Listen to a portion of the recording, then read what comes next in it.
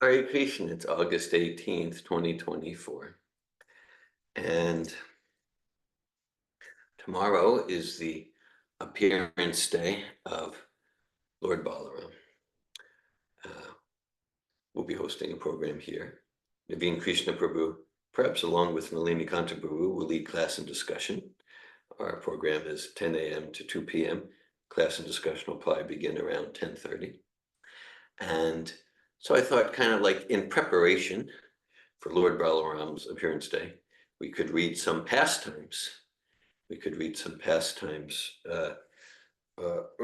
related to Lord Balaram from the 10th canto of Srimad Bhagavatam. I have here Krishna book.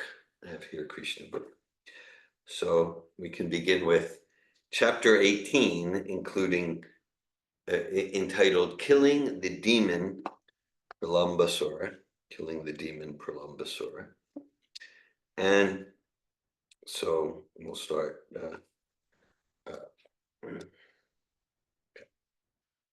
Om Namo Bhagavate Vasudevaya. Om Namo Bhagavate Vasudevaya. Om Namo Bhagavate Vasudevaya. Om Namo Bhagavate Vasudevaya. Om Namo Bhagavate Vasudevaya. Om Namo Bhagavate Vasudevaya. Om Ganatimirandasya Gananjana Shalakaya Chakshur Unmilitam Yena Tasmai Shri Gurave Namaha. Shri Chaitanya Manobishtam Stapitam Yena Bhutale Svayamupakadamayam Tadatisva Padantikam Vandeham Shri Guru Shri Utapadakamalam Shri Gurun Vaisnavamscha Shri Rupam Sagrajatam Saganaragnatam Vitam Tam Sajivam Sadvaitam Sabadutam Parijana Sahitan Krishna Chaitanya Devam Shri Radha Krishna Padan Sagana Lalita Shri Vishakan Vitamscha Hey Krishna Karuna Sindhu Dinabandhu Jagat Pate Gopisha Gopika Kanta Radhakanta Namostute Tapta Kanchana Gaurange Radhe Vrindavaneshvare Vishabhanu Sute Devi Pranamami Hari Priye Vanchakalpata Yubhyascha Kripa Sindhubhyeva Cha Patitanan Pavanebhyo Vaishnavebhyo Namo Namaha Jai Shri Krishna Chaitanya Prabhu Nityananda Shri Advaita Gadadara Shri Vasadi Gaura Bhaktavinda Hare Krishna Krishna Krishna Hare Hare Hare Rama Rama Rama Hare Hare Nama Om Vishnu Padaya Krishna Prestaya Bhutale Srimate Bhakti Vedanta Swami Niti Namine Namaste Saraswati Deve Gauravani Pacharine Nirvishesha Shunyavadi Paschatya Desha Tarine. At the start of the introduction to Krishna book, Srila Prabhupada quotes Lord Chaitanya. Lord Chaitanya was singing. So this is Lord Chaitanya traveling through South India from the Madhya Lila, chapter 7, text 96. Krishna, Krishna, Krishna, Krishna, Krishna, Krishna, Krishna, hey. Krishna, Krishna, Krishna, Krishna, Krishna, Krishna, Krishna, hey. Krishna, Krishna, Krishna, Krishna, Krishna, Krishna, Rakshamam. Krishna, Krishna, Krishna, Krishna, Krishna, Krishna, Pahimam. Rama Raghava, Rama Raghava, Rama Raghava, Rakshamam. Krishna Keshava, Krishna Keshava, Krishna Keshava, Pahimam. Hare Krishna. So, again, tomorrow's the anniversary of the appearance day of Lord Balaram. So today, to prepare our consciousness to celebrate the pastimes of Lord Balaram, we'll read from chapter 18 of Krishna book. Chapter 18 of Krishna book. Krishna book is it's a summary study of the 10th canto of Srimad Bhagavatam. So this chapter is entitled Killing the Demon Pralambasura. After extinguishing the devastating fire, Krishna, surrounded by his relatives, friends, cows, calves, and bulls, and glorified by their singing, again entered Vrindavan, which is always full of cows. While Krishna and Balaram were enjoying life in Vrindavan, in the midst of the cowherd boys and girls, the season gradually changed to summer. The summer season in India is not very much welcome because of the excessive heat, but in Vrindavan, everyone was pleased because summer there appeared just like spring. This was possible only because Lord Krishna and Balaram, who are the controllers even of Lord Brahma and Lord Shiva, were residing there. In Vrindavan, there are many falls, which are always pouring water, and the sound is so sweet that it covers the sound of the crickets. And because water flows all over, the forest always looks very green and beautiful. The inhabitants of Vrindavan were never disturbed by the scorching heat of the sun or the high summer temperatures. The lakes of Vrindavan are surrounded by green grasses, and various kinds of lotus flowers bloom there, such as the Kalhara Kanjotpala, and the air blowing in Vrindavan carries the aromatic pollen of those lotus flowers. When the particles of water from the waves of the Yamuna, the lakes and the waterfalls touched the bodies of the inhabitants of Vrindavan, they automatically felt a cooling effect. Therefore, they were practically undisturbed by the summer season. Vrindavan is such a nice place. Flowers are always blooming, and there are even various kinds of decorated deer. Birds are chirping, peacocks are crowing and dancing, and bees are humming. The cuckoos there sing nicely in 5 kinds of tunes.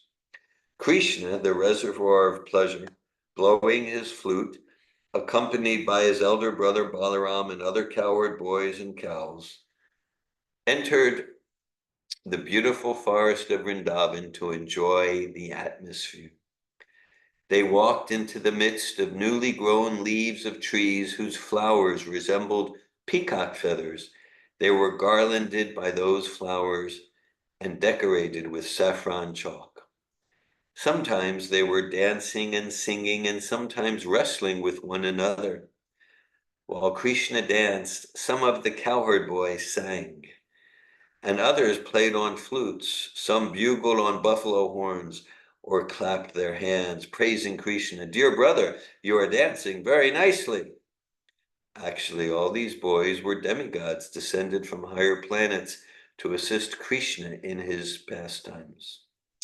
The demigods, garbed in the dress of the cowherd boys, were encouraging Krishna in his dancing, just as one artist encourages another with praise. Up to that time, neither Balaram nor Krishna had undergone the hair-cutting ceremony. Therefore, their hair was clustered like crow's feathers.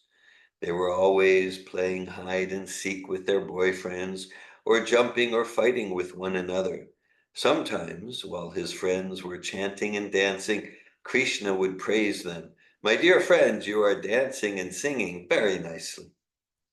The boys played at catching ball with bell-shaped fruits and round amalaki. They played blind man's buff, challenging and touching one another. Sometimes they imitated the forest deer and various kinds of birds. They joked with one another by imitating croaking frogs, and they enjoyed swinging underneath the trees. Sometimes they would play like a king and his subjects among themselves. In this way, Balaram and Krishna, along with all their friends, played all kinds of sports and enjoyed the soothing atmosphere of Vrindavan, full of rivers, lakes, rivulets, fine trees, and excellent fruits and flowers. Okay, so that's the introduction to this chapter. This is chapter 18 of Krishna book, entitled Killing the Demon of Pralambasura. So that's the introduction. Over 40 some years, I've read that many times, and I can say my experience is it's ever fresh. Krishna, an oft quoted verse in Bhagavad Gita, possibly the most quoted verse by Srila Prabhupada. Janma karma chame divyam evam yo veti taktvata taktvadeham punarjama neti mameti surjana. So Krishna is talking there about his karma, his activities, not material karma, like the material karma.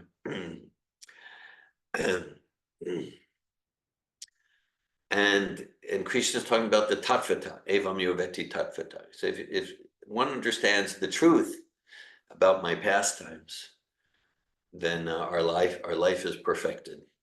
Then we naturally go back to Krishna. Then naturally we're blissful. About the truth about Krishna's janma karma,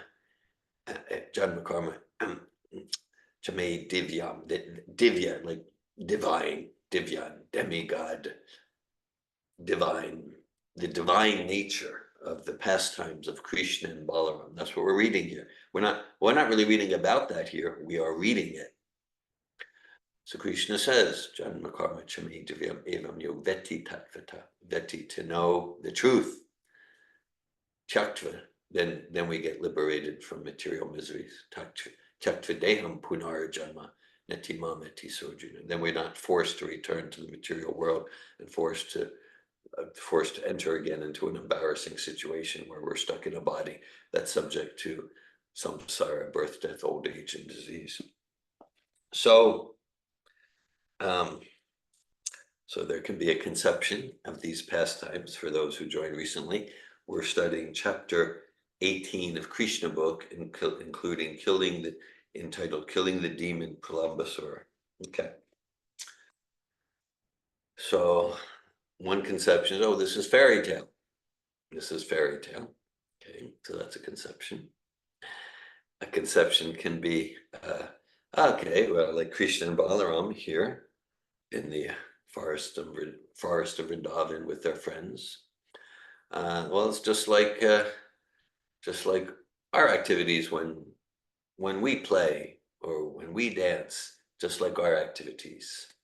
Or there could be conceptions, like what's like Mayavad conceptions is like, okay, well, such pastimes of Krishna, they might be sattvic, they might be they might be a sattvic illusion, but they're all illusion, just like the activities of the material, maybe relatively sattvic compared to tamas or rajas, but it's all illusion. That's the idea of Mayavadi, means everything is Maya, including Krishna and his form and his pastimes.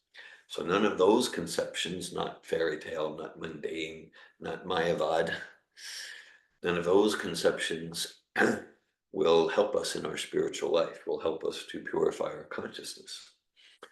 So an analogy that Krishna gives right at the beginning of the 15th chapter of Bhagavad Gita is the analogy of the banyan tree. The analogy of the banyan tree. Krishna talks to Arjuna about a tree whose branches are down and whose roots are up. Whose roots are up. So where do we see that? Well, such a thing is possible if we're standing on the bank of a lake or a river, and on the other side there's a big tree, and the reflection in the water, the branches are down and the roots are up. And so Krishna says, he's using this beautiful analogy. The whole material existence is like that reflected tree. It's like that reflected tree. So there's no substance.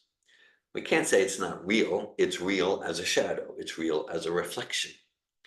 But just like if we try to grab a fruit, try to grab a fig or a mango, well, it's all empty. It's all ephemeral.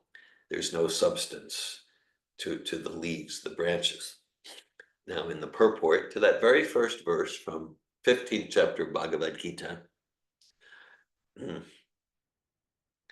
Prabhupada, he uses and a metaphor from geometry. He says, so the idea of, because there's many philosophies where everything is illusion and like that. And it's not to be mocked because it's true.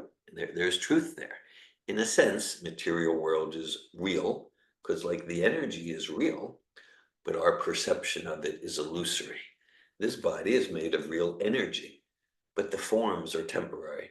The form of an atom, the form of the Roman Empire, the form of this body, the form of that chair. The forms are temporary.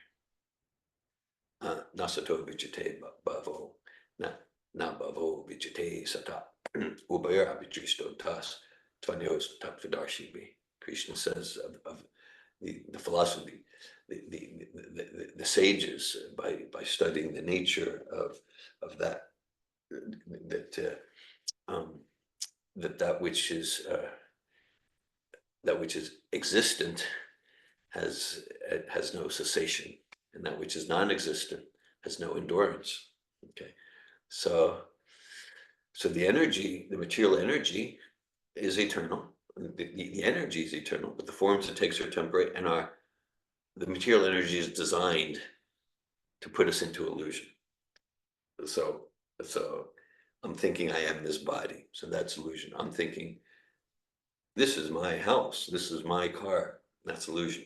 Ishvaraham Hambogi Siroham Balavan Sukhi, right? So no, everything belongs to Krishna. Okay, so it's the illusory energy, but the energy is real. So just like from a shadow, say the shadow of a tree or a shadow of a human being, we're just extending the analogy of the banyan tree that Krishna uses in the 15th chapter. From the shadow, we don't have any clue about the substance. We don't have any clue about what the real tree's like. Its smell, its texture, right? We don't have any clue. So the shadow is useless. It's not useless, because from the shadow, we can know the real thing does exist. From the shadow, we can know clearly the real thing does exist. Okay, so everything in material existence is the shadow, whether our friendship relationships. And so here, just like in these first 4 introductory paragraphs of this chapter, Killing the Demon Pralambasura, 18th chapter of the 10th canto Srimad Bhagavatam, this is so rich, just reading it, right? It's rich with fragrance and rich with touch sensation, right? The cowherd boys, and they're touching Krishna, and there's the fragrance of the flowers, and it's rich with sight and color and green, and it's rich with sound and the sound of the waterfalls and the crickets and the bugles and the fragrance of the pollen. Every sentence is engaging and rich with sensory stimuli. Okay. All right. So we could read some novelist who writes, descriptive, maybe poetic prose, but it's the same thing. But that's where spiritual intelligence comes in. That we hear about these pastimes, and okay, so this is real fragrance. This is real tactile sensation. This is real sight for the soul. So the soul, the spirit soul, has the visual sense and the hearing sense and arms and legs. And so Prabhupada makes the point there at the beginning of the 15th chapter of Bhagavad Gita, that the idea everything's illusion, just like the reflected banyan tree. Yes, but Prabhupada says that's only 180 degree. A circle has 360 degrees. A circle has 360 degrees. So yeah, 180 degree, that's illusion, that's ephemeral, and like that. Okay, it's not. There's no substance there. That's 180 degrees. But the other 180 degrees, to complete the circle, to complete our understanding, the 180 other 180 degrees, that's the real tree, right? There's real twigs and real fruits and figs and real branches and real color. Okay. So many of the impersonalist, Mayavad, Voidist type philosophies, to some large extent, they might get 180 degree is illusion, and that's false. Renounce that, because it's just entangling in desires that'll always be frustrating and never give us fulfillment. Okay, true, true, true. Okay. But our nature is to desire. Our nature is to want to see beautiful things and hear satisfying sounds and to be enriched with fragrance and to engage in personal relations. So if we just renounce the false, but what is the positive? And that's the special contribution, philosophically, spiritually, practically, of Krishna Bhakti, of Krishna Bhakti. Here, now we have just like, okay, it talks about sports here, talks about different sporting events and they're wrestling and they're competing with each other. Okay, so recently there's the Olympics, okay, and there's so many sports, right? So many sports. Okay, so then we can absorb ourselves in sports that further entangle us in the bodily conception, or we can absorb ourselves in the sporting pastimes of Krishna and Balaram. We can absorb ourselves in, just like here, we'll just read a few of these sentences again. The inhabitants of Vrindavan were never disturbed by the scorching heat of the sun or the high summer temperatures. The lakes of Vrindavan are surrounded by green grasses, and various kinds of lotus flowers bloom there, such as the Kalhara, Kanjotpala, and the air blowing in Vrindavan carries the aromatic pollen of those lotus flowers. When the particles of water from the waves of the Yamuna, the lakes, and the waterfalls touched the bodies of the inhabitants of Vrindavan, they automatically felt a cooling effect. Therefore, they were practically undisturbed by the summer season. All the senses engaged, all the senses. So we engaged our senses in these pastimes, these descriptions, as opposed to some mundane novel, even if it's very nicely written. We engage our senses in these pastimes and we become purified. And purification is directly related to happiness. As long as we remain impure, there's no question of happiness. As long as I'm maintaining whatever, the envy, the jealousy, the lust, the greed, I'm just giving myself no chance at happiness. No chance at happiness. So, yeah, yeah. So, so that's what Krishna is saying now. These, my pastimes and the pastimes of Lord Balaram, understand these, give your oral reception, apply your senses to these pastimes, and it's a whole different quality of experience than material pastimes. As much as the shadow of the tree is different than the tree, but from the shadow we can get there is a real tree. I know there's the renowned author Leo Tolstoy, Russian author, and he wrote, some say it's like the greatest novels ever written, War and Peace and Anna Karenina. Yes, okay. And then later in his life, he kind of had a lot of spiritual transformation. And I mean, he wrote one book that I read many years ago called What is Art? What is Art? And actually what he comes to is this very traditional conception, is that true art moves us closer to realizing who we are as eternal entities and moves us into love of God. That's really where he goes. And he says that these artistic pieces that don't do that, they might be very sophisticated, this and that, but it's just superficial entertainment. And he lists many famous artistic pieces, whether of painting or um, uh, theater, that are in that category. And he has the humility. He puts his own great works in that category from earlier in life.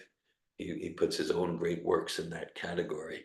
And then he really came, like he really wanted to give people God consciousness and self-realization, not just entertain them in some intellectual and sophisticated way, and like that.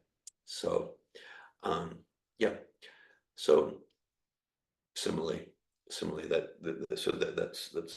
why these very poetic artistic descriptions, these are full of sublime transcendental qualities that move us to our original transcendental nature.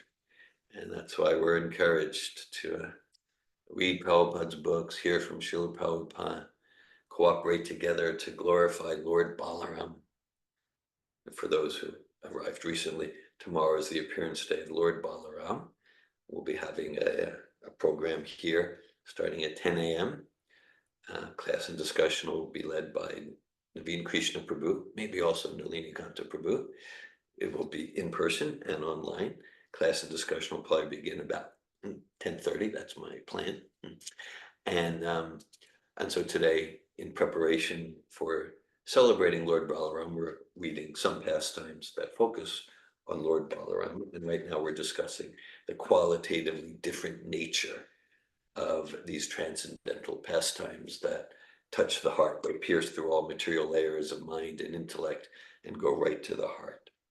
So we read the introductory chapters of Killing the Demon Pralambasura, chapter 18 of Krishna book. Now we'll read the pastime itself, now that Shukadev Goswami and Srila Vyasadeva, they've, in their narrations, they've given us the set and the setting. So we continue. Okay. In this way, Balaram and Krishna, along with all their friends, played all kinds of sports and enjoyed the soothing atmosphere of Vrindavan, full of rivers, lakes, rivulets, fine trees, and excellent fruits and flowers. Once, while they were engaged in their transcendental pastimes, a great demon of the name Pralambasura entered their company, desiring to kidnap both Balaram and Krishna. Although Krishna was playing the part of a cowherd boy, as the Supreme Personality of Godhead, he could understand everything, past, present, and future. So when Pralambasura entered their company, Krishna began to think how to kill the demon. But externally, he received him as a friend. "Oh, my dear friend," he said, "it is very good that you have come to take part in our pastimes." Krishna then called all his friends and ordered them, "Now we shall play in pairs. We shall challenge one another in pairs." With this proposal, all the boys assembled together. Some of them took the side of Krishna, and some of them took the side of Balaram, and they arranged to play in duel. The defeated members in duel fighting had to carry the victorious members on their backs. They began playing, and at the same time tended the cows as they proceeded through the Bandi Ravan forest.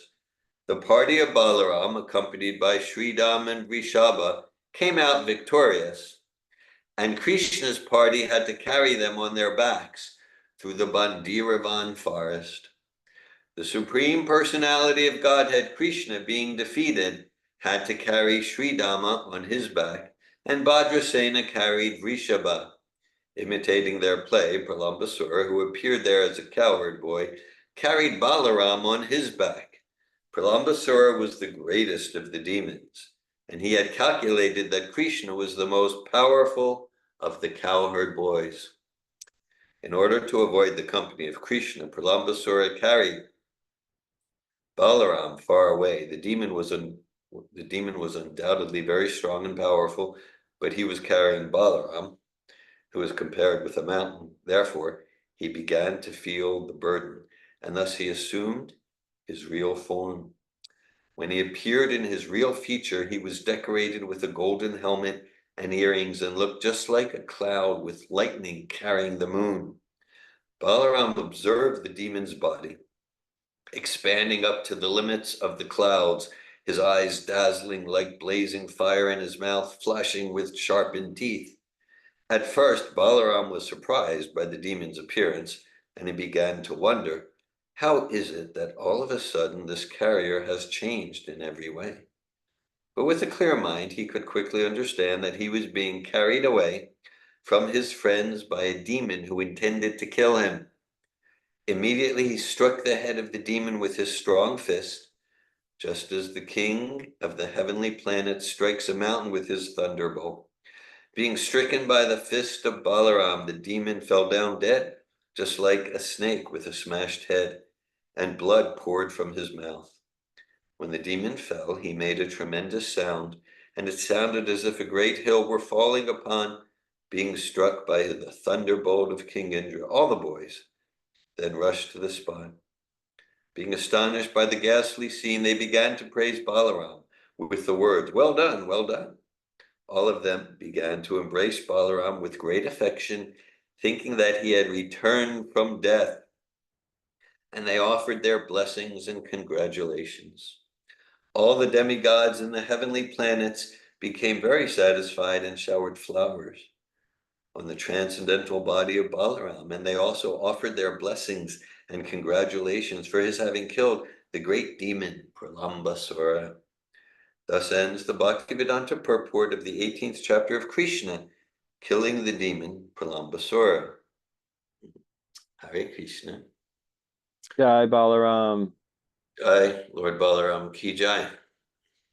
Hare Krishna. So again, with this, the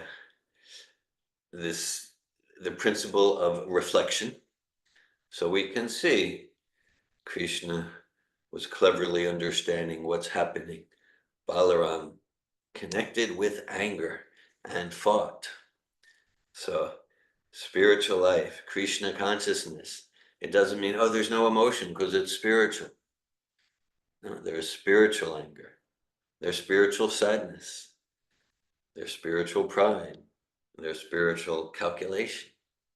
It's not that spiritual means that everything becomes this monotonous oneness that's devoid of variety. There is oneness in the sense it's absolute. So Krishna's anger and Krishna's smiling and Balaram's punching Pralambasura and Krishna's dancing, they're all one because they're all transcendental. They're all manifestations of the internal potency of the Supreme Personality of Godhead. And on the foundation of that oneness, there's unlimited transcendental variety. Unlimited, it is said, variety is the spice of life. Okay, so material, just like the material world, there's so much variety, and we're attracted by variety. But the material variety is dull. It's beautiful, and it's in comparison to the spiritual variegatedness. It's dull in comparison. So here, so in this pastime, okay. So this is real history, happened about 5,200 years ago. This is real history. At the same time, so it's not helpful to think of it as just some fairy tale mythology. It's real history. At the same time, we can derive metaphorical value. Just like the Battle of Kurukshetra, it really happened. It's not just symbolic. At the same time, we can look. Arjuna is a true historical personality. It's a great warrior who's in this tormenting dilemma. At the same time, we can see, Arjuna also represents me. What's my battle of Kurukshetra? We all have our battles. And when's the time to tolerate in silence? When's the time to take a stand and fight this fight? Okay, so similarly here. So Pralambasura, Asura means a non-godly consciousness. So Pralambasura, he masqueraded himself as a cowherd boy. Krishna could pick up what was happening, and Krishna let it go on to cleverly deal with the situation. So then they had some competition, transcendental competition. In transcendental competition, we're really encouraging everyone to increase their service to Lord Balara, encouraging everyone to increase their service to Krishna with even more enthusiasm and playful intensity. And I admire your service, and let me endeavor to serve in even a more wonderful way. And so material competition is, I'm going to drag you down. Because I can't tolerate someone being greater than me. But spiritual competition, let's encourage each other to give our 100% sincere effort to put Lord Balaram in the center. Okay. And okay, so then Pralambasura, after the fight, so Balaram's team won, Pralambasura was on Krishna's team. So Pralambasura's, the punishment is, okay, you need to carry a member of Krishna's team. So he's carrying Lord Balaram on his back. And he thinks, I'll take him away from the association of the devotees of Krishna, and I'll smash him. And of course, we see it did not work out well for Pralambasura. Okay, so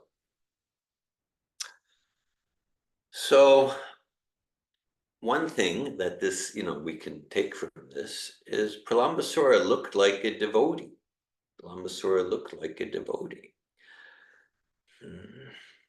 So, oh, look, a devotee. Okay, so that means this is good association. So just like Balaram, he could make a distinction. Okay, look, if he's really a devotee of Krishna, how come my association with him is taking me farther away from the cowherd boys? No. He looks like a devotee, but no, I understand it that Pralambasura revealed his real form. Okay. So it's important, it's vitally important to have our intelligence, our powers of discrimination. I use discrimination in a positive sense there. There's knowledge is power. Intelligence, knowledge means the capacity to make discrimination.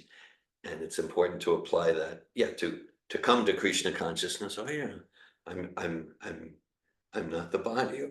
Yeah, there's something different about chanting Hare Krishna compared to just singing my favorite song on the radio, or like I am making distinct. Yeah, this relationship with food, and eating only vegetarian and prasadam, okay, that has a distinctly different effect on my consciousness compared to if I just eat what I was trained to eat according to my psychophysical nature. Okay, so different distinctions about our relationship with each. Yeah, okay, if I'm getting up at 4 a.m. rather than just sleeping very, very late, it has a different effect on my consciousness. Distinctions about all areas of life. So similarly, when we endeavor to come to Krishna consciousness, distinctions are important. That's why it's like so vital to be in touch and to be constantly hearing from Srila Prabhupada, his lectures, reading his books, to sharpen our intelligence to be able to make distinctions. This was pretty recently. And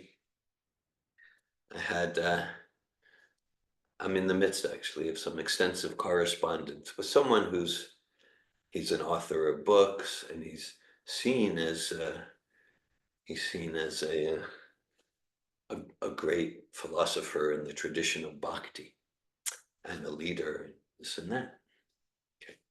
I'm not saying he's not, but still I'm going to share the experience here.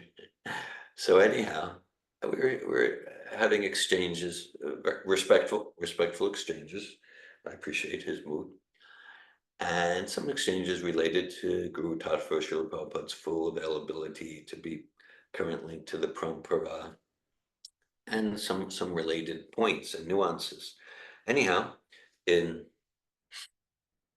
his most recent letter to me, so in about 9 instances, he quotes Srila Prabhupada for the writer of the letter to try to establish his points.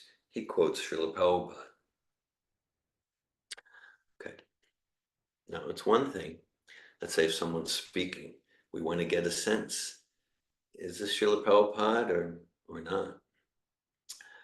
But this goes further than that. He quotes Srila Prabhupada, and I would say, okay, in at least 5 of the quotes, I didn't even need to check. I know, it's just like, no, Srila Prabhupada didn't write that. He didn't say that. Okay.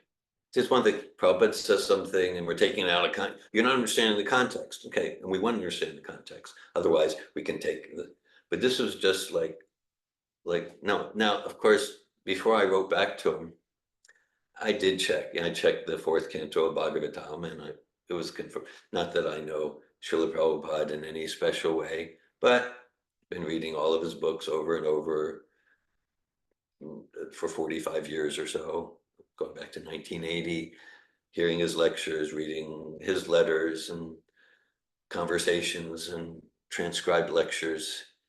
So like, I didn't even need to check. And then there was 3 other instances where I was kind of like, I'm 95% sure Prabhupada didn't write that or say that, but I was like, okay, I'll check. Anyhow, it gave me a chance to delve into Srila Prabhupada. So it's like apart from the philosophical points, in 8 of the 9 instances, he was not just taking Prabhupada out of context, he was just misquoting Srila Prabhupada. Look, well, Prabhupada said that, and he put it in writing. So I just said, oh, well, I haven't found that. I've checked printed versions, online versions, and I haven't found that. Perhaps you can direct me so I can find that quote. I don't know if it came off as humble or I'm being pretentious, but that's the way I approached it. I said, probably I just don't know where to look. Please direct me. Of course, I knew that, like, this philosophy he doesn't know Prabhupada, but I didn't say that. Anyhow, so he came back, and it was in a sense, it was a humble response. He goes, oh, he said, no, I got this from Chat GPT, which is like artificial intelligence. How could that be wrong? So I said, yeah, it's a mystery. It's a mystery how anything on the internet could misrepresent anything. It's new for me. Yeah. So, by the way, all you Prabhus listening, I'm not making this up. So I haven't responded yet because it's actually deeply painful for me. I mean, yeah, I'm being playful and maybe humorous. So I'm not quite sure what tone to take in the response. And he did say, oh, well, I checked GPT. It was Google. Okay. So the painful part, like, we might, let's say we write a paper and we have hundreds of references, and we might, 1 or 2 references we made, we have a tendency to make mistakes. And okay, like, but this isn't that. This is like, there's, okay. So this is someone who's actually, many people take shelter in him. He's a philosophical leader in the tradition of bhakti. Okay. Now, I don't care who someone says their guru is or this or that. if someone, if someone pretty much anywhere in the world, but certainly in the West, outside of India, if someone's chanting Hare Krishna or mentioning about Bhagavatam, look, it comes from Prabhupada. Srila Prabhupada's the one. At 70 years old, had 2 heart attacks on the Jaladuta, like that. So so he's ostensibly claiming to represent Prabhupada, and people are accepting him, like that. And so in my response to him, it won't even be about like, oh, well, Prabhupada didn't say that. It will be that, I'll speak in second person here. You have a consciousness where you're not even able to recognize that Prabhupada didn't say that and would never say that. And so as humble as your presentation is, it's actually very pretentious that you're even claiming to know what Prabhupada says about this and like that. If you're conscious, it's not like about, oh, well, sometimes we'll make a mistake in a reference, this and that. But there are things there in the name of Prabhupada you're giving. And what's painful for me is not intrinsically about our correspondence, whatever, it's like I can tell, no, Prabhupada didn't say this, why you're saying he did. But you are, and I get he's like, has sincerity, but you are misled, misguided, misinformed, and you're misleading, misguiding, and misinforming others. And that's a catastrophe. That's a tragedy, because you're not able to make those distinctions. Those are the words. You're misled, you're misguided, you're misinformed. Okay. All in the name of bhakti and Krishna consciousness. Okay. So basically, I might say this, I'm not sure, at some point I mean, but like, okay, like if you want to continue, represent bhakti, this and that. All right, but just take Prabhupada out of it. Just take Prabhupada out of it. Your Prabhupada will have more authenticity rather than this misled, misguided, misinformed version of Srila Prabhupada. Okay. So again, so many are because he's a leader. He writes books. So many because he's misled, misguided, misinformed by his teachers, gurus, blah, blah, blah. So many innocent or relatively innocent people are being misled, misguided, misinformed by Pralambasura. Yeah. So very sad, very painful. I'm still in the process. I got the letter like 2 weeks ago of like, what tone do I want to take? So I want to be respectful and civil, and I want to be in a spirit of discovery. At the same time, I know that it's my role to represent Prabhupada and to protect, even fiercely protect if necessary, just as Balaram got fierce. It's my role to fiercely protect Prabhupada's actual Siddhanta, So many are being misled and misguided and misinformed. So I have an opportunity to do some service here, raise some awareness, and give my 100%. His purpose. Thank you, Dr. Devin, for your question. Okay, I'll tell you. Thanks for your question. He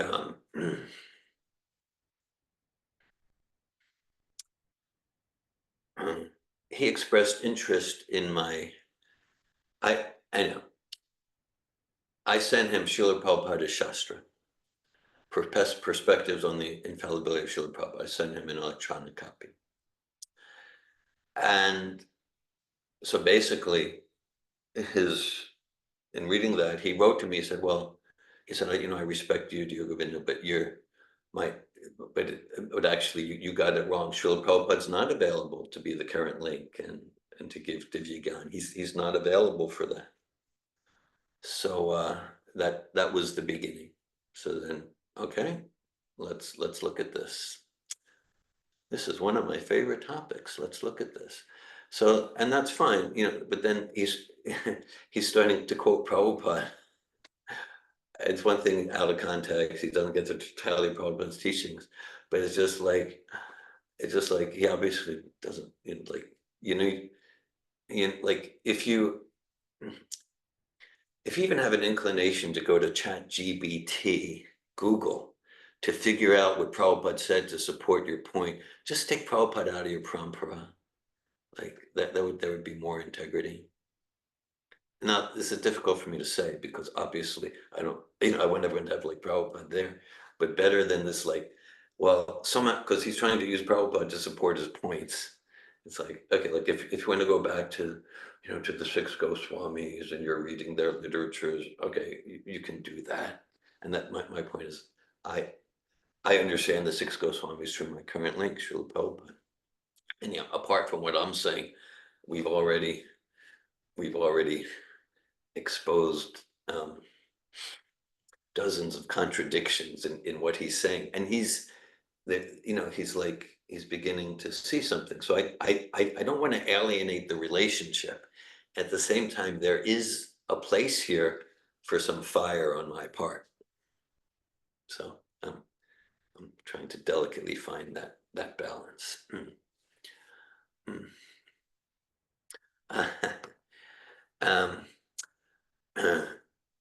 Rukmini wrote JAS referring to Jayadvaita Swami. I'm not referring to Jayadvaita Swami.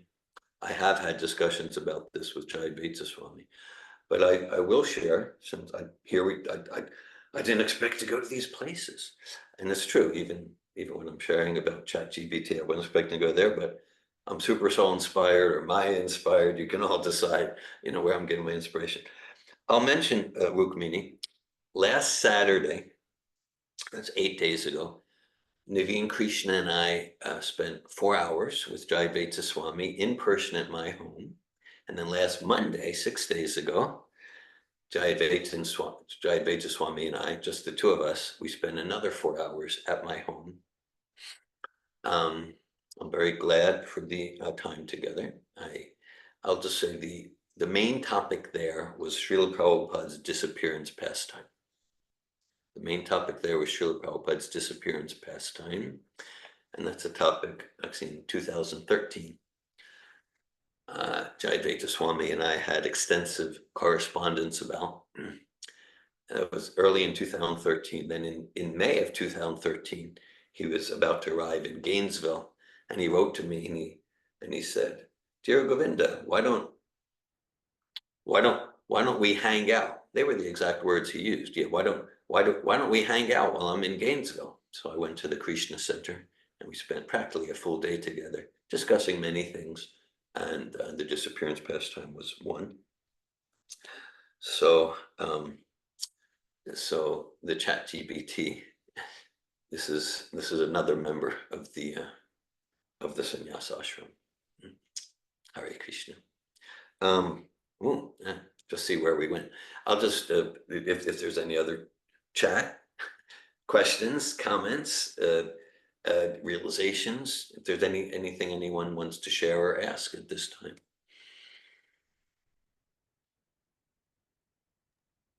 Oh, back to the pastime you Go ahead. read, Ladini. Thank you. Just back to the pastime that you read. For me, what came up, I wanted to just what came up for me, just say that the way it was told there in that version, and maybe other versions I've read were like for children versions, and then they expand that pastime for the sake of making it like a whole book or something. But it came up for me in this version was the simplicity of, and then Balaram just took his strong fist and hits him one time in the head and he's dead. And for me, it was like, I want more drama. Okay. Like it was too easy, you know. And then where I went with that inside, I guess, was just, well, then, it just actually more directly speaks to Balaram's power, Hmm. that they do describe Pralambasura as the greatest demon. I'm thinking also the greatest demon is the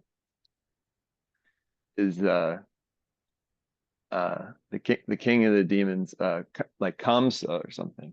But I'm like, Or Hiranyakashipu. Yeah. yeah, yeah. So I'm thinking like just the words, the greatest demon, like oh, who's the great, like as if that matters. But it was just catching me, and then I just thought, okay, and then it was just the simplicity spoke also to the power of Balaram, that this is the greatest demon, and then with one strike to his head with his fist, not even some weapon or like that, and just raw Balaram there as a cowherd boy. So boy means that he's young. He's young, and this demon's thousands of millions of years old or whatever.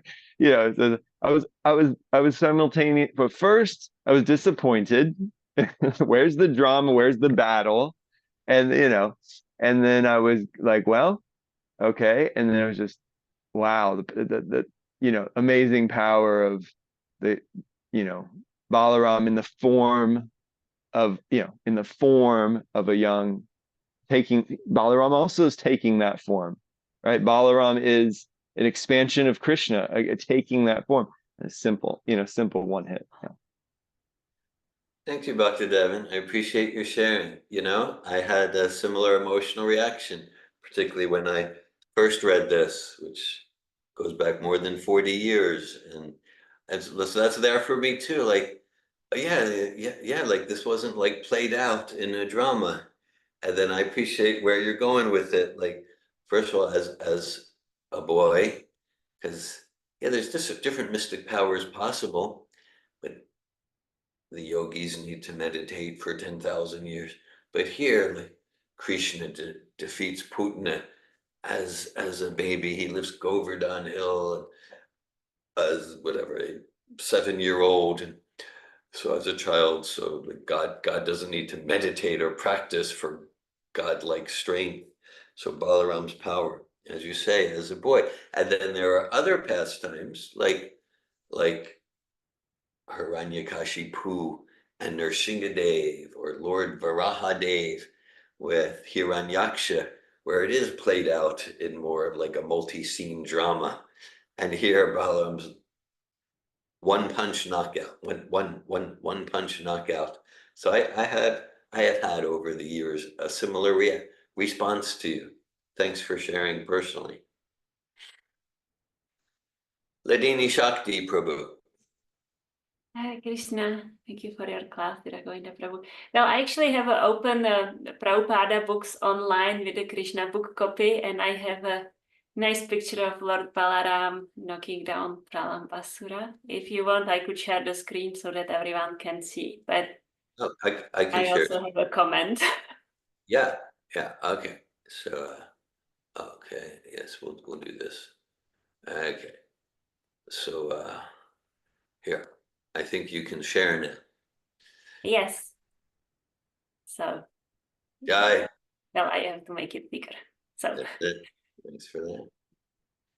okay. So, I will take it down. I really appreciate the analogy that you made with Lord Balaram, because that's not what Shri Prabhupada says in the Krishna book, that Lord Balaram was like noticing, oh, this person is taking me farther away from Krishna. Yeah. I don't like that association. I really appreciate that point. That was so brilliant. And, I wouldn't think about it this way, but obviously that was happening. He wanted to take Balaram away from the other cowherd boys and from Krishna, so he could kill him, which didn't work so well. And yeah, I really appreciate your ability to recognize like that, like what's Shri Prabhupada and what's not. That's an amazing feature. I experience it like that. And I appreciate your Kshatriya spirit. And then, the balance between like keeping the growing connection and trust, but also not sell the other person short and all his followers too. So I appreciate it very much. So I want to say that. It's really interesting thing with these Prabhupada misinterpretations. Like recently I had a conversation with some senior Vaishnava woman. Well, I was recommended to her to do some personal service in Mayapur for her. Yeah. It's called Mayapur in next spring, and I had a conversation with her. And I told her, well, there is one thing I think you need to know about me, and that is that I don't have a initiation according to the current ISKCON system, and I'm like directly initiated by Shri Prabhupada. She said, oh, you are a Ritvik. I'm like, no, I'm not a Ritvik. She's like, so you are a disciple of Shri Prabhupada? I said, well, I don't say I'm qualified for that. And anyhow, this person, she got initiated 3 times. And she told me, what you are doing is Apa Sampradaya. Right. It's just like, mind blowing. Yeah. And then she told me, well, I didn't need to get reinitiated after my first guru left the position like that, but I wanted to have like that, Diksha Guru who I'm like committed to listen to his instructions, which, really like, I mean, where is that once your guru like leaves, you get reinitiated? Yeah, thanks for sharing your personal example, which is kind of, if we don't laugh, we'll cry on these things. It's really like similarly with my ChatGPT story. If I don't laugh, I'll cry, or I'll get really enraged, like that. Yes. And of course, so the proper sampradaya has this 2 times, 3 times, 4 times reinitiation. So you might know where I'm going to go with this. Let's examine what Srila Prabhupada said about reinitiation. Let's examine all that he wrote, all that he ever spoke in conversations or legal documents, in his books, in his thousands and thousands of letters. And if we study what Prabhupada said about reinitiation, he said, nothing ever, which I don't know, might indicate, maybe it's just me, but it might indicate that that a system that includes thousands and thousands and thousands of something called reinitiation, maybe that's not according to Prabhupada's parampara. Just maybe. Hare Krishna. Anyhow, I wasn't in my relationship yet at the place of saying anything. I was just noticing. And yeah, if I do the service and spend 6 weeks with her, it might come to that question. Yeah, and I get you're empathically, expertly cultivating relationship. Sounds to me similar to what you did effectively in North Carolina and other places, and Czechia. So yeah, I understand it's not time for you to make comments like I just made, but yeah, and similarly, like it sounds like she's a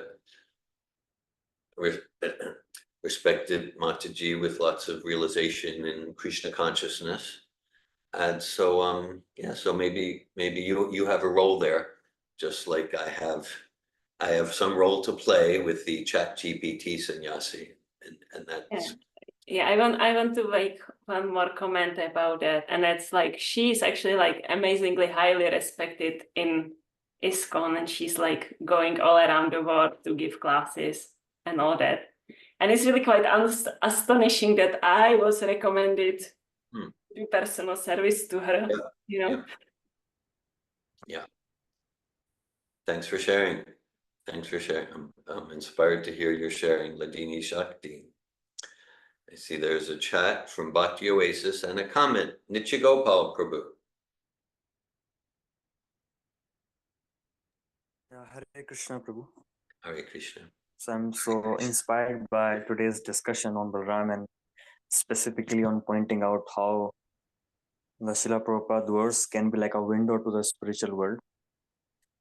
And the fragrance, the taste of his spiritual world, the fragrance of his spiritual world, the vision of his spiritual world are all contained in the sound of the spiritual world. And that is Srila Prabhupada words are coming from his spiritual world.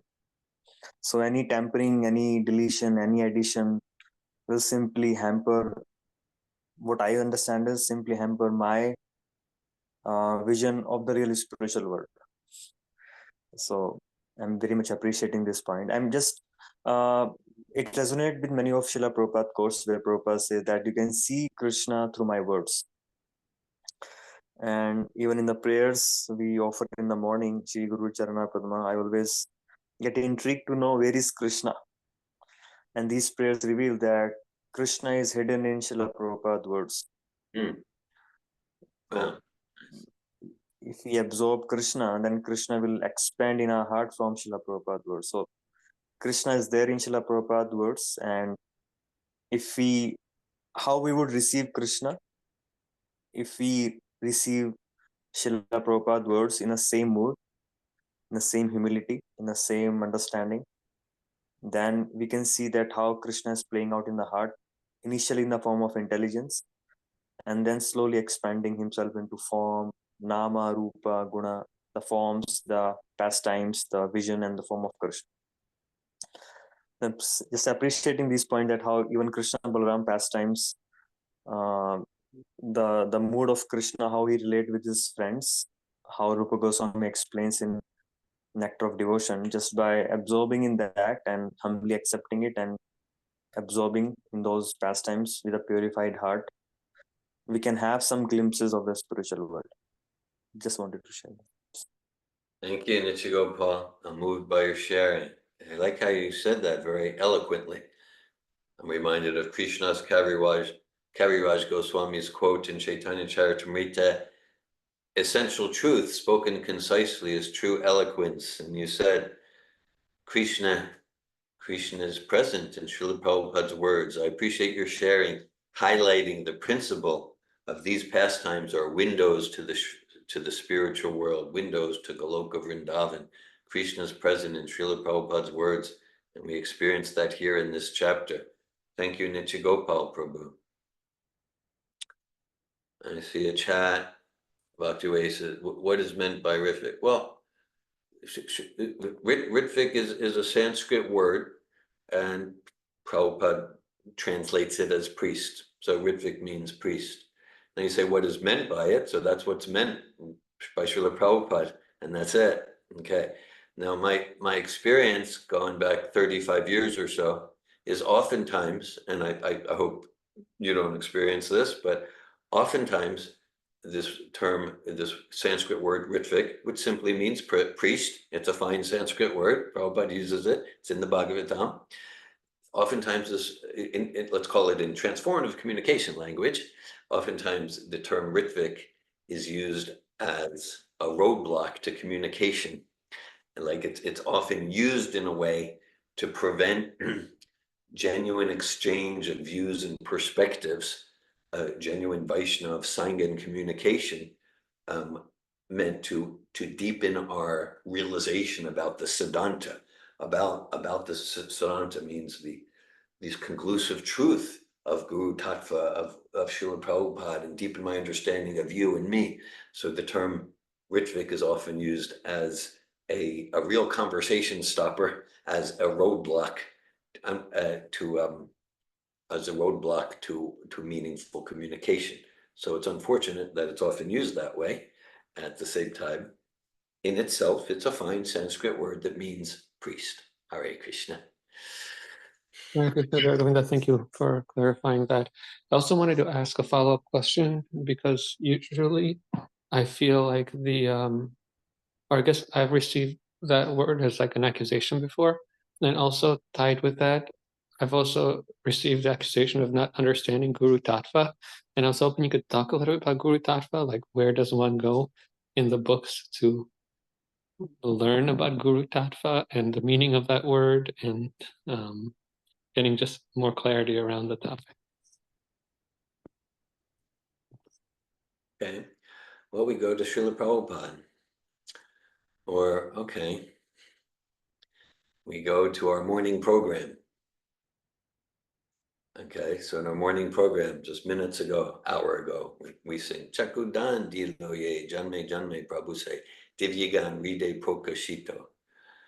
So Prabhupada, read Prabhupada, whether his purport to Chaitanya Charitamrita, his letters, his lectures, he talks about how initiation is a process.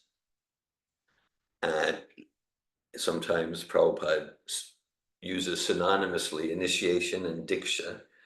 So essentially, diksha or initiation is a process. I'm simply representing Prabhupada here.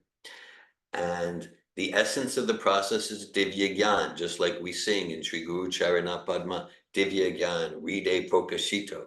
You fill our heart with transcendental knowledge, transformational, transcendental knowledge.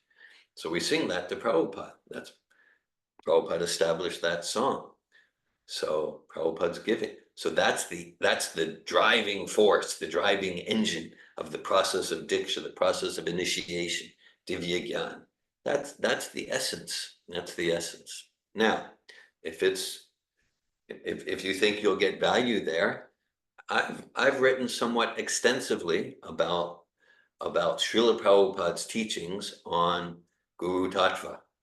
And I have hard copies.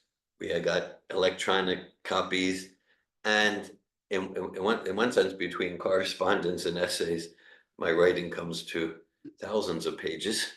But the essence can be described in 2 or 3 paragraphs. Most of the dozens and hundreds and thousands of pages is to rectify misconceptions. Is to rectify misrepresentations and misconceptions. Okay, and so I'm glad to respond to any questions if you think you'll get value.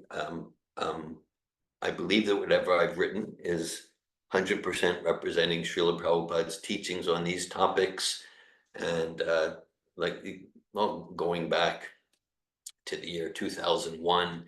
I wrote an essay called Srila Prabhupada, the Prominent Link. It's, I don't know, 30, 40 pages. You can read that. I have a lot of my correspondence. I had correspondence a few years ago with Vrindasundari Devi Dasi Prabhu, co-director of ISKCON Denver, and I've kind of published that in a booklet. Glad to send that to you. In Srila Prabhupada's Shastra, there's some Guru Tattva there. It's like that. So yeah. So there's so many places I can go with that question. That we're it's safe to say we have so many gurus. To demystify guru, teacher, anyone who inspires us in Krishna consciousness is our guru. We can even expand that, right? I'd say there's sections in Bhagavatam about how the Srila Prabhupada emphasizes how nature is our guru. The dog is our guru, the dog's loyalty. The tree is our guru, the tree's tolerance. Okay, so we have many, many gurus, many, many gurus. Okay, I know I've had many gurus and I have many teachers, people who inspire me, and it's probably true for everyone here. And in the process that Krishna gave, Yasudevi Prabhaktir Yatadevi Tasita Katita Yarta Prakshante Matmana. Now, there needs to be one guru in whom we endeavor to place absolute trust, and to whom we endeavor to surrender unconditionally.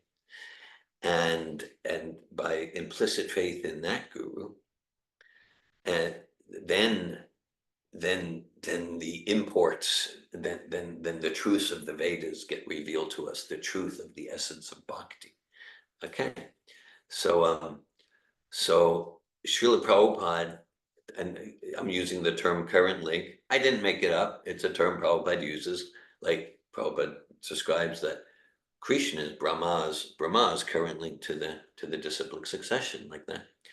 So if we look at our disciplic succession as described by Srila Prabhupada towards the end of the introduction of Bhagavad Gita, right? There's like 32 current links, starting with Krishna, Prabhupada as 32.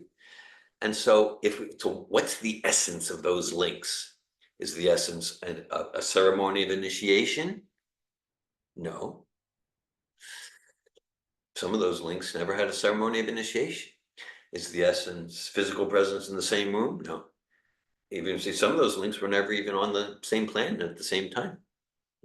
So the essence is Divya Gyan, that the link is the Vaishnava from whom one most directly and personally receives transformational transcendental knowledge, Divya Gyan Ride Prokashito.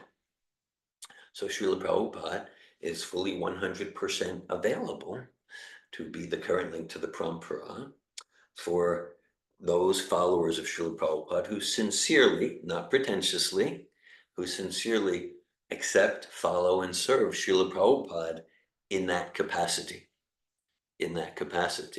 And so I'm endeavoring to be a guru, and my way of being a guru is not to be your link to Prabhupada.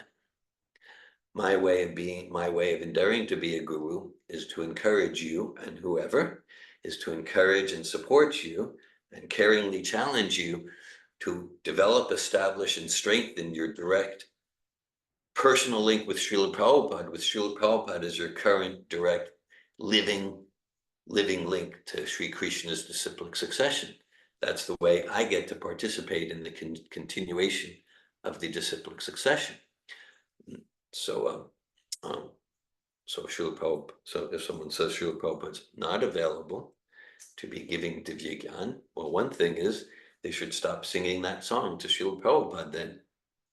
Okay, because that song says, Srila Prabhupada, you're filling our heart with Diksha. Prabhupada makes it synonymous, Diksha and Divya Gyan. So any other comments? Specific question? Yeah.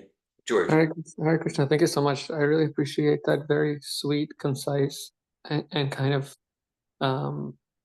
definition of what Guru Tattva is someone who kind of delivers transcendental knowledge, who gives us transcendental knowledge. Because I remember growing up in the Christian tradition, and there, like, the understanding of Jesus Christ was he who comes in the name of the Lord. And I always wondered about that, because I was like, okay, like, what does that mean? Like, and also, what is the name of the Lord? And like, it was hard to like wrap my mind around what it really means, he who comes in the name of the Lord. And I'm really appreciating Nitya Gopal Prabhu, who made the comment about Krishna. You can find Krishna in Prabhupada's words. Yeah. And I love that definition. I want to take that to heart. Like, Yeah. He who, who can distribute transcendental knowledge, he who in whose words I can find Krishna. Like that that clarifies for me so much, like around Guru Tattva and what that means. Hare Krishna. Thank you so much. Thank you, Bhakti George. Thanks for that. Yeah. I too was inspired by the way Nitya Gopal presented that. And so I talked about some basic philosophical principles. Glad that's helpful. Just some basic history. Srila Prabhupada's disappearance last time was on November 14th, 1977. And so before November 14th, 1977, Srila Prabhupada, he conducted hundreds of initiation ceremonies. Well, of course, he conducted thousands of essential initiations through Divya Gyan and formal initiation ceremonies without the initiates having any physical interface whatsoever with Srila Prabhupada. So even the formal initiate, Srila Prabhupada did not select their spiritual name. He did that through his representative. Srila Prabhupada did not even send them an official letter of acceptance. He did that through his representative. Srila Prabhupada did not conduct their initiation ceremony. Srila Prabhupada did not chant on their initiation japa beads. So Diksha, initiation, it's a process. The essence of the process is Divya Gyan. And we qualify ourselves to receive Divya Gyan by humbly serving Srila Prabhupada. And the process includes formal aspects. The formal aspects are transcendental when done according to Srila Prabhupada's guidance. The formal aspects are not essential. Essential is Divya Gyan and humble service. That's essential. So the formal aspects are transcendental, and Prabhupada did institute them.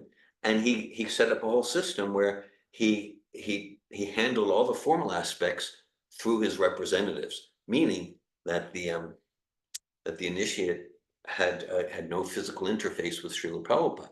So the essential philosophy that is against this, I mean, if we deconstruct it, is sure, Srila Prabhupada was empowered to do that on November 13th, 1977, but he became disempowered on November 15th, 1977. So it's kind of absurd, but that's what the opponents are saying. The opponents to Srila Prabhupada and the system he established. He was empowered to do it on November 13th. He lost his empowerment on November 15th. That's essentially what they're saying. It's absurd. Hare Krishna. I want to say two things, if I may. One is, I find this the most powerful point to these discussions. It's like, do you think Srila Prabhupada cannot do it now? Do you think he can't? You know, and then okay, like, you know, and then it comes to like, does Srila Prabhupada wants or doesn't want, and then it's a whole different conversation than all this, like, you know, but then I heard a class just recently from Bhagavad Gita 4.11, and I could look it up, and Srila Prabhupada says that you need to have a guru, because it would be, otherwise it would be the same like you want to become a doctor and you just read a book. Yeah. And he says it's useless to just read a book, like no one will accept you as a doctor, nor you will learn these skills. So I would really like to know how that goes together with, you know, other places that Srila Prabhupada says just by reading the books they get initiated. Yeah. It seems like a big contradiction. Okay. So you're asking. Yeah. Okay. Right. Well, okay. So I think I'm familiar with such comments from Srila Prabhupada that you're referring to. So, see, if we read a mundane medical book, if we read a mundane medical book, that's different qualitatively than reading Srila Prabhupada's books. There's a few points here. One point is that, as Nityagopal shared, Srila Prabhupada's fully present in his books. So it's not just some dry cognitive endeavor. We're getting Divya Gyan from Srila Prabhupada's books and from his Murti. Srila Prabhupada's fully present, fully alive, okay, in Vapu and Vani forms, including his books. So that's different than like an author who writes a medical book. So it's a qualitative difference there. So my understanding is Srila Prabhupada saying, like, yeah, to progress in bhakti, it's not just some dry intellectual endeavor. Okay, right. So that's one point. But then also a related point is, yeah, so Srila Prabhupada is saying, sure, yeah, we need to be trained. We need on the job experience. And so Srila Prabhupada established that those who come to his movement through his books or Harinam on the street, those who come to the movement, yes, that they get trained by Srila Prabhupada's representatives serving in the role of Siksha Guru. So that's like going to the college, going to the school. Okay, so like Yeah, so like, when you first came to Krishna consciousness and you were coming to Mangalarti at my place and Mother Malini's place, and so that's what Srila Prabhupada set up. Even if we look at the 1970s, right? Like hardly anyone was personally trained by Srila Prabhupada. He did that through his representatives. So Srila Prabhupada personally, directly, fully present in his books, unlike unlike an author of a medical textbook. Prabhupada's personally present and is giving personal training. And he set up a whole system where we have like home programs like this and online programs like this, where we give and receive, we give and receive training. That's what it means to be a Siksha Guru on behalf of Srila Prabhupada. Thank you. That's helpful. Thank you, Ladini Shakti. And then I saw there was a chat. Yeah, doesn't mean they understand themselves that way. Yeah, right. Okay. Yeah, well, that relates to what Ladini Shakti said. But yeah, try if someone gives such a stance and say, okay, so in my experience, the vast majority, they're not even aware that they're not even the Chat GPT sannyasi I'm talking to. He said, well, Srila Prabhupada always sent letters of acceptance. Like, no, you don't even know the history. Like, he doesn't even know the history. So they're just ignorant of the history pre-November 14th. But even if they're aware of the history and they're still trying to argue like that, okay, that relates to Ladina. So like if someone says, well, sure, Prabhupada could give Divya now and be the current link, but he's not, or he doesn't want to. Okay, then it gets into another type of discussion. Yeah, I guess in relation to what you chatted there, Devin, doesn't mean they understand themselves that way. For me, it's worse than that. It's like they haven't even thought about it in 99%. They haven't even thought about like, so Prabhupada was empowered November 13th in the physical interface, because like, yeah, at some point in 1972, he stopped chanting on the beads. He did that because the postal expenses were, they're just not even aware of the history or the philosophical principles at play. So they're just not even understanding what they don't understand. That's my experience in 99% of the cases. If someone like what if Ladini says, well, if someone acknowledges, well, Srila Prabhupada can, but he doesn't want to, it gets into another branch of a discussion, which we probably won't go there right now. I mean, and then there's those that say things like, I think Ladini mentioned about Vaishnav aparad. Is that right? And I don't think we clarified what that means here in this conversation. Apasampradaya.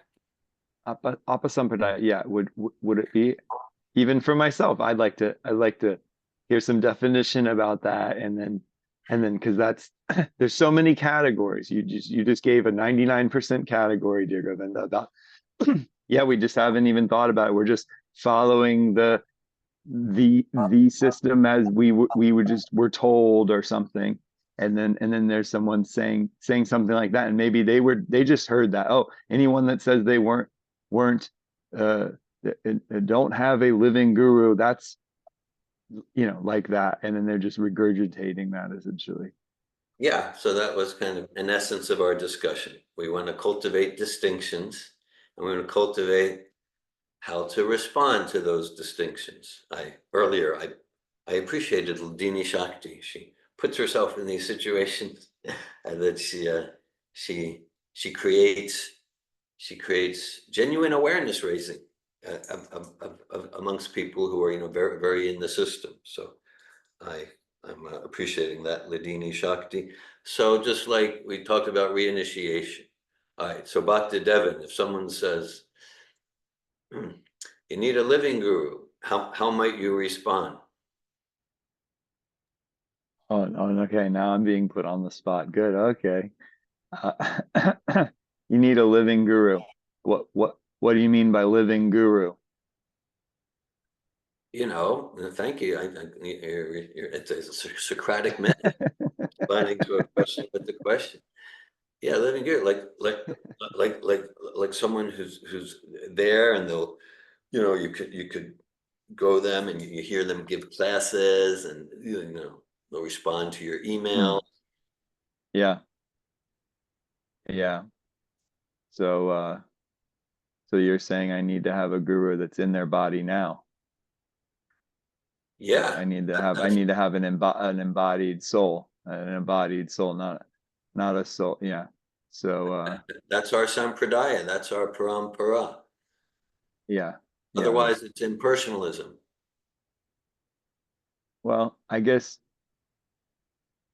the sense I get is that why I would want to. So I'm saying my understanding of my appreciation, my attraction to this entire Krishna consciousness is is the philosophy that we aren't this body. That's why I'm here. Because there's a philosophy that's hopeful that when the body's slain, I'm not slain. This is like a good thing. And so, the necessity of the question you're asking me of the body is just like, it seems to miss the whole essence of what we're doing here. I mean, that in general, that's like my feeling, I appreciate your response because it kind of opens up to the door this whole living guru thing. It indicates that we're not getting Bhagavad Gita 101, the difference between the soul and the body. Spiritual by definition means it's not dependent on anything physical, including physical presence. With my chat GPT sannyasi friend, at one point in the correspondence, he was, you need a living guru, the living guru. So at one point, because probably in a few pages, he said living guru, living spiritual master, like about 25 times.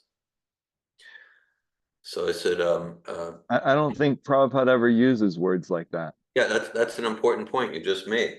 So I really, your first point is brilliant. It's like, it's mixing up matter and spirit. And that's another, like, if we look in all of Prabhupada's teachings, just like the term reinitiation, all of Prabhupada's books, letters, conversations, lectures, never once does he use the term living guru. Never once does he use the term living spiritual master. Zero, zero, zero. So maybe a system where that term's used, I'm not exaggerating, millions and millions of times, maybe that's not aligned with Prabhupada's whole paradigm of consciousness and thought. Yeah.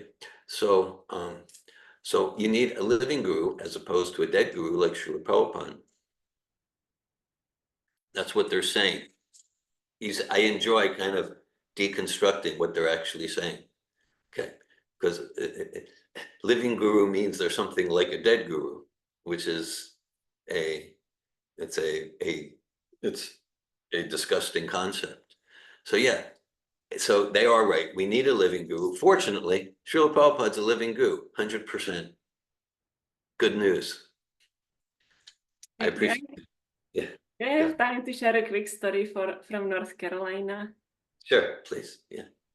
There was one of these like senior Shah Prabhupada disciples from maybe 69 or something like that, and he took me aside with one Mataji, so it was like a proper Vaishnava etiquette to preach to me about Shah Prabhupada disappearance pastimes and Shah Prabhupada not being available for initiation now. And sorry, I'm laughing already. Because at one, I was like asking questions, and I really find myself in the spirit of like, I am curious to hear what others have to say, right? I didn't really fully discover all the opinions that are out there. Like that's why I was asking questions. And at one point he got really angry. He's like Italian buddy, and that Italian like rage came out, and he started to shout like, of course you can have like Shah Prabhupada as your, initiating guru, but then you take away from us the privilege of like being like a really special. Yeah. And I was really thinking like, now the honesty is coming Honesty. out. This is really what's going on here. This like. You know, this is like a group of people who met Srila Prabhupada before 77 and they are like special souls. And, you know, I told him, yes, you are a special soul. I don't take it away from you. I think you are like a Srila Prabhupada eternal associate and you like played out this like hippie pastime to join in, you know, and no doubts about it, I said. You know, and I said, it doesn't take away from you to be special that the people after 77 have Srila Prabhupada statement.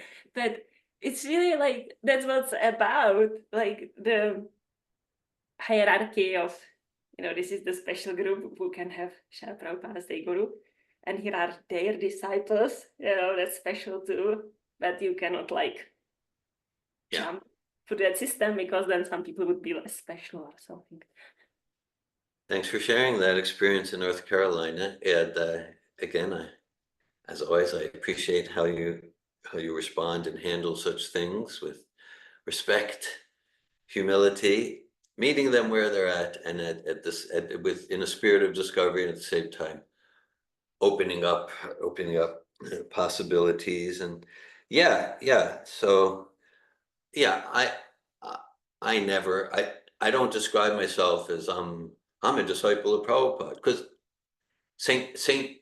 Saint Augustine said, never judge a philosophy by its abuse. So actually, like, it's quite a thing to be a disciple of Prabhupada. So I'm not there.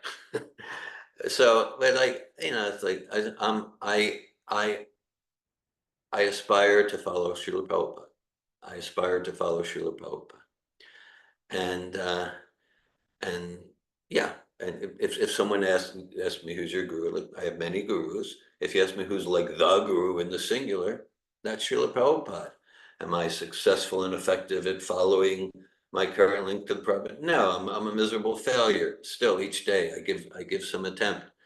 So yeah, this Prabhupada's current link, it's not meant to be used as an excuse for arrogance or an excuse to minimize the specialness of those who had the Vapu of Srila Prabhupada pre-77, the 1960s. Yeah, there's something special, and we're forever indebted, and